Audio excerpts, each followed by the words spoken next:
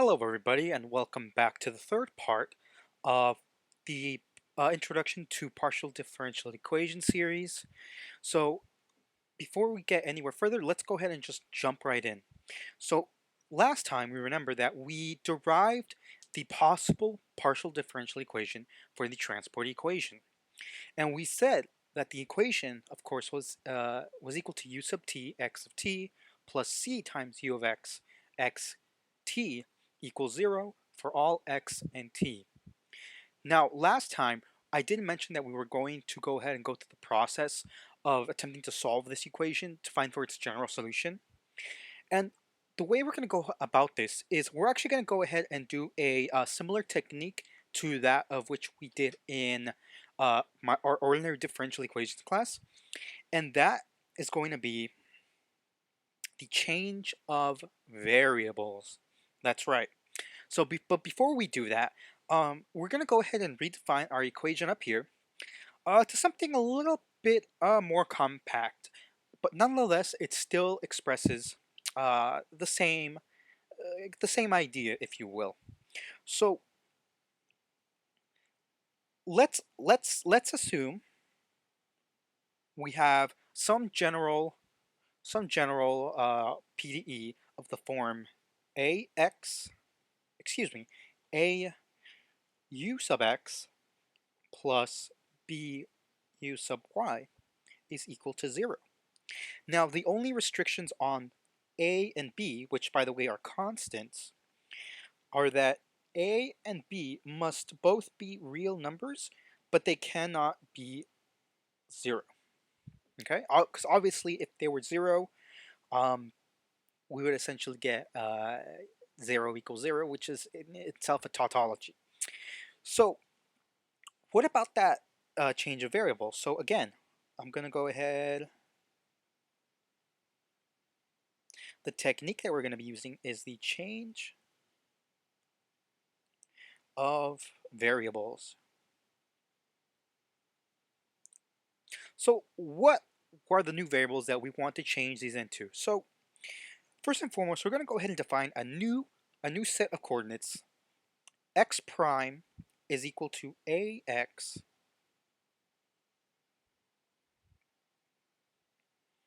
plus by, and y prime is equal to bx minus ay. So again, I'm going to go ahead and just put these in brackets just to know that this is essentially our starting point. Now, knowing that, we're going to go ahead and apply the chain rule to these equations. So in this case, we're going to apply it to our u of x, our ux, and our uy coordinate. So again, applying the chain rule,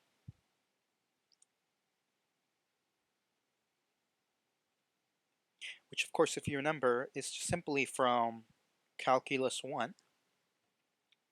So this should be pretty easy. So we're going to go ahead and define the partial derivative of u with respect to x, of course, as partial u over partial x. But in fact, if we use our substitutions, we can also redefine this as partial u over partial x prime times partial x prime over partial x plus partial u over partial y prime times partial y prime over partial x. And so again, we're going to say that this is our A and this is our B. So with that, we can say that this is just equal to A u sub x plus B u sub y. So as you can see, we were able to get it into the form from our linear transformation. Of course, it probably would help if I would put maybe parentheses around these. There we go. Now the next one that we have is the u sub y, which of course can be defined as partial u over partial y, which can be redefined as partial u over partial x prime times partial x prime over partial y. Again, we'll put these in parentheses, plus partial u over partial y prime times partial y prime over partial y. So again, if we go ahead and combine terms, what we'll notice is that this actually equals, oh, excuse me, I meant on the upper one, it should be x prime and y prime. There we go. So, but anyway, for the u sub y, this should be equal to just b u sub x prime minus a u sub y prime.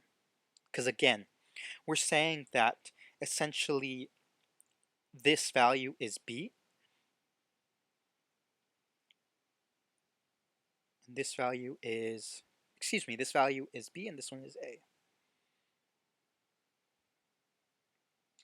Okay? So let's go ahead and go to the next page. With that said, we can go ahead and set that equation equal to 0.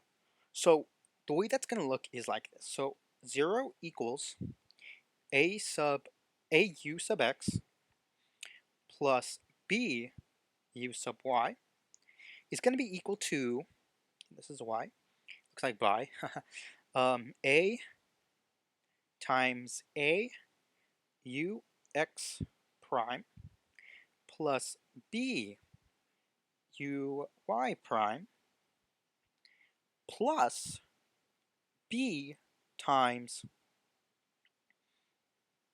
b u sub x prime minus a u sub y prime. And what will actually end up happening if we go ahead and combine these terms is that we end up getting a squared u sub x prime plus a b u sub y prime minus a b u sub y prime plus b squared u sub x prime. So again, we see that these two are essentially the same terms. So we can go ahead and just reduce those down to 0.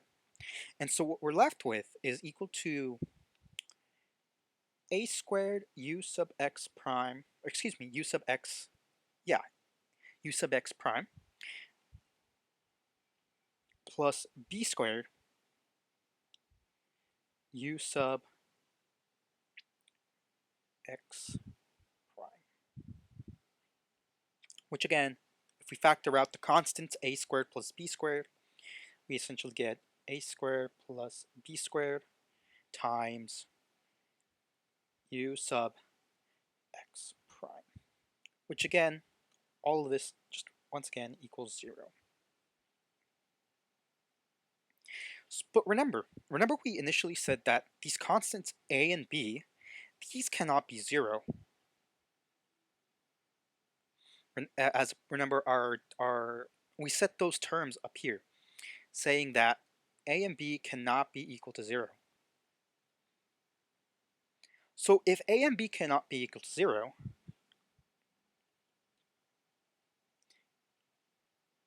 then in order for this equation right here, to be equal to 0, then that would imply that u sub x prime must be equal to 0. Again, since essentially a squared plus b squared cannot be 0.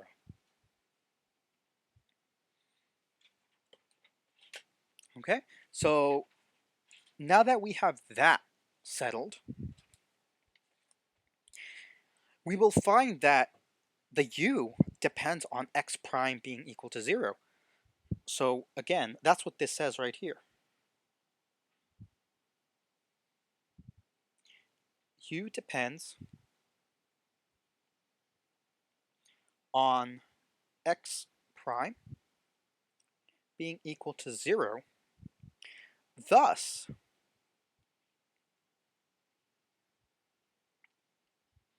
f of y prime is equal to f of bx minus ay. Okay? Of course, with an arbitrary function f of one variable, where again f is some arbitrary function of one variable. And I'm going to go ahead and just underline this, just so we know that exactly what's going on here. So note, because general solutions, if we recall from the first session, that we noted that because partial differential equations typically have many general solutions, we have to narrow down the scope of the solutions that we're actually looking for by imposing auxiliary conditions. So what does that mean? So before we go ahead and explain it, let's go ahead and actually just go ahead and write this down. And this is supposed to be a light bulb. Light bulb. PDEs generally can have more than one solution. Thus, we limit the scope by essentially imposing what are known as auxiliary conditions. And go ahead and just underline the auxiliary conditions. This is an important term. So what are auxiliary conditions? Well, in our cases, it can be a couple of things. So again, question: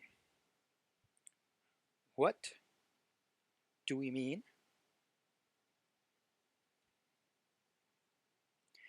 when we say auxiliary conditions? Question: what do we mean when we say auxiliary conditions? Well, that can take one of two forms. One, initial conditions.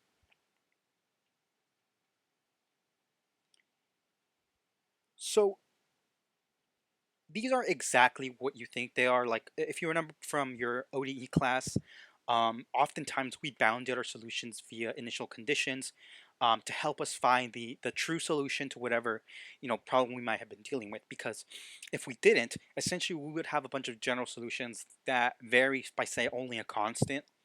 And of course, that constant can essentially go from negative infinity to positive infinity. So theoretically, we can have infinite solutions for a certain uh, differential equation. So the scope is reduced by imposing certain conditions, which again, initial conditions are often denoted by, say, some initial time interval, so x comma t naught. And we're going to define that as just some function of x, because again, t naught is usually t equals 0. So we're going to define that as phi of x. Number 2 are the boundary conditions.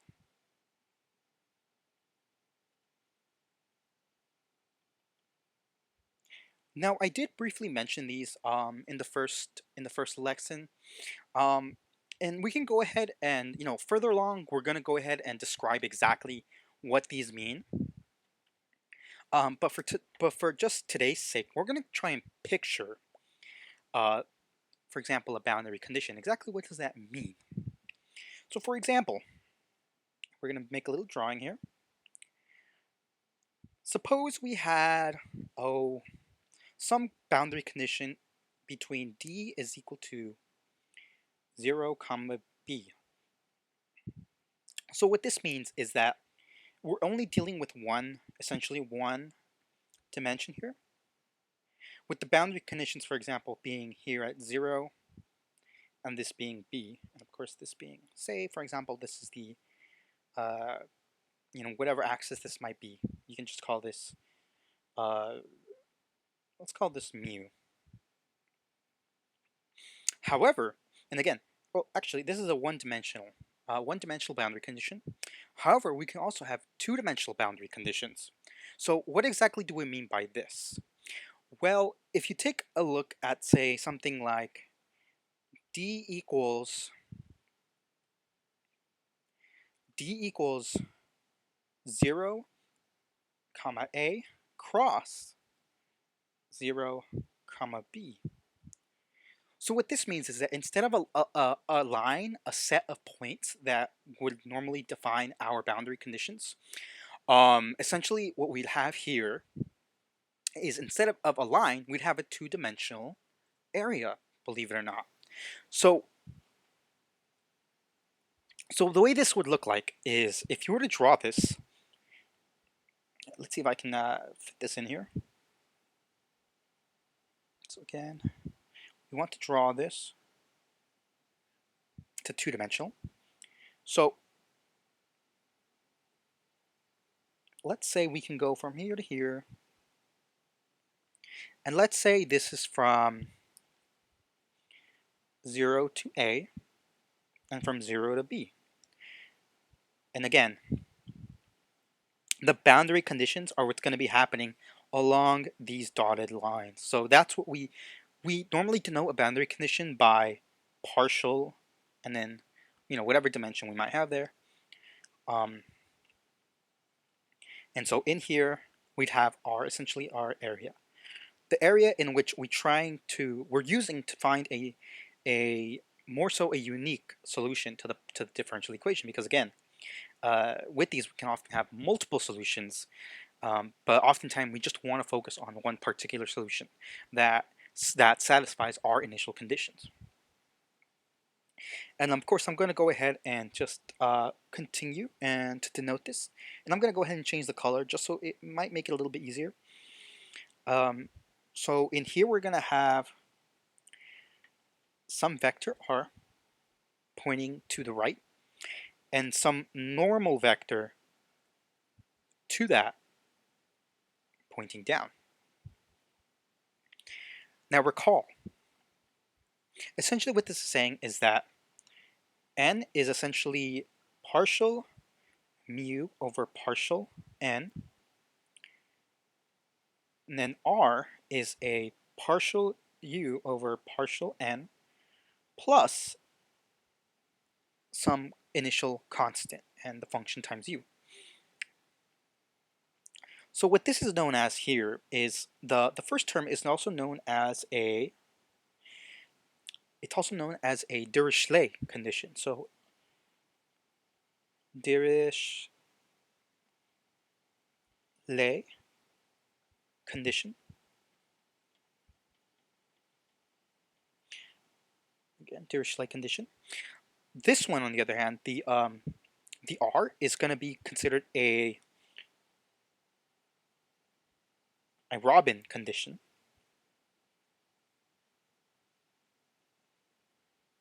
With that said, again, with such that the n vector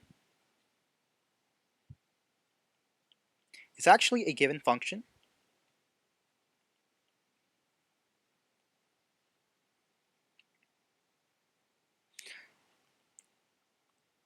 for example, that we often can denote as partial mu over partial n, is equal to some function of variables x and t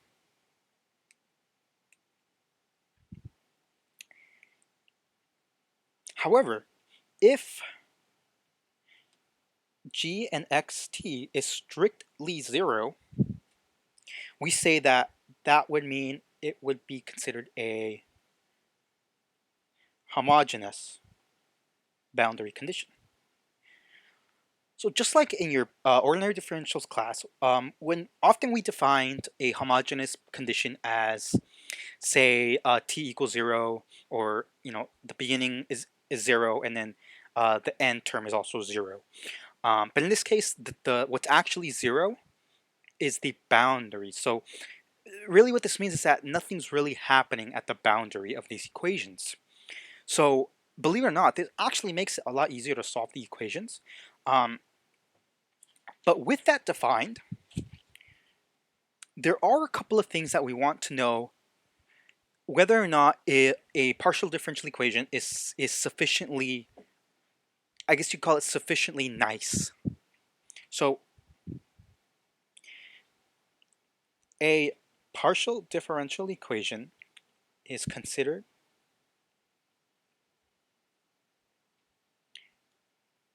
sufficiently nice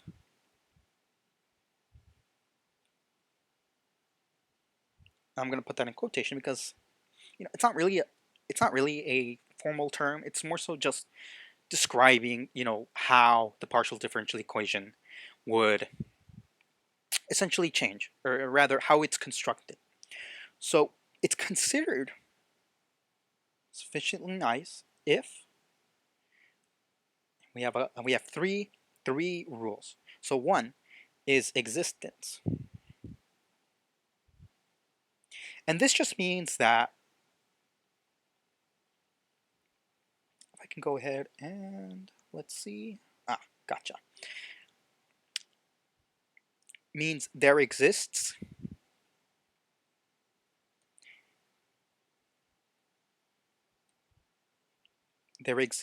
at least one solution in the form uxt satisfying the PDE plus some set initial conditions plus some set of boundary conditions. Number two, uniqueness.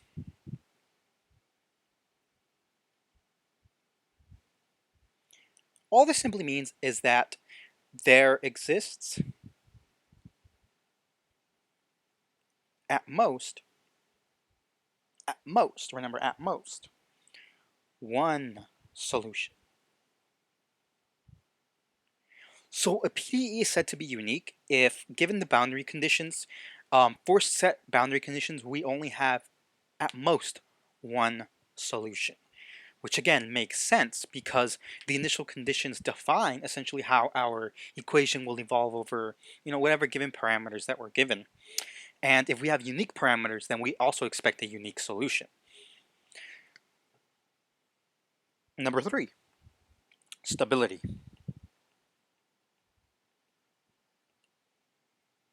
So essentially what this says is that the unique solution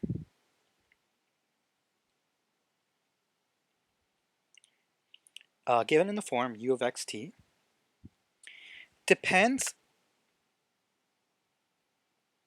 this is going to be kind of wordy, not too bad though, but hopefully this makes sense. The unique solution u of xt depends in a stable manner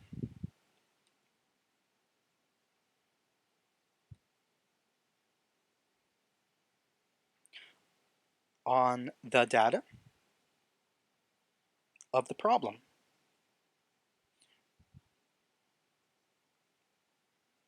This means that if the data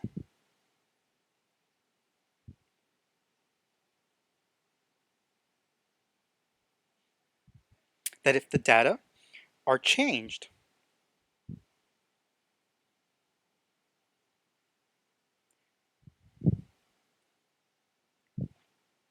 slightly,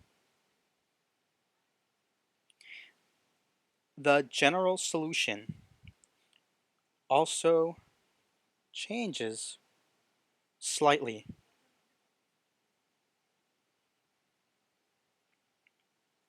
So again, we have a couple of conditions here. Stability. Oops. We have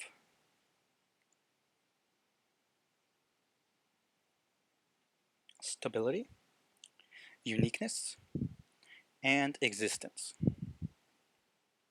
So again, these are the three requirements that we often talk about when we are talking about a sufficiently nice PDE that will often result in a unique solution, which is, again, that's often what we're looking for.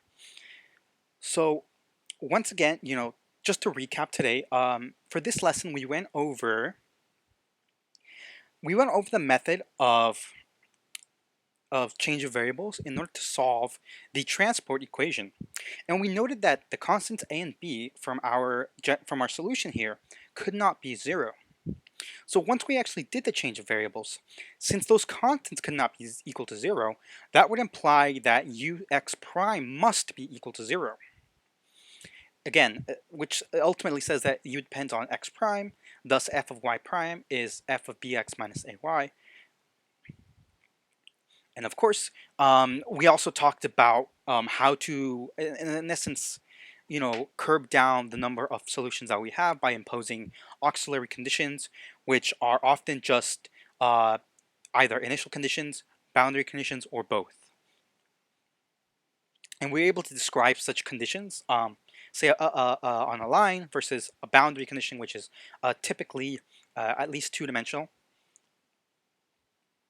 And we've also talked about the types of conditions, the Dirichlet condition, the Robin condition, and and of course the homogeneous boundary condition, when g of xt is must be strictly 0. And lastly, we did cover the requirements for a PDE to be sufficiently nice. Again, there has to be existence, uniqueness, and some sort of stability. I.e., if we change the equation slightly, the solution doesn't go off the rails to, like, say, infinity or something. So that's essentially what these three requirements are. Again, if you guys have any questions, please feel free to ask me, inbox me. For next time, however, we will be talking about the true first application of the partial differential equations, what is known as the heat equation. So that'll be quite fun, since we're actually going to be applying a lot more of what we now know to a more generalized version of Newton's heat equation. It's much more generalized, and so hopefully that gives us the intuition to be able to continue onto more complex equations that describe different phenomena in physics. So once again, guys, thank you for watching. If you guys have any other questions, feel free to contact me. I'll be working on the next lecture. And again, if you guys have any recommendations for any other topics for the videos, don't be afraid to contact me about that. And yeah, I'll see you guys in the next video. Have a great day.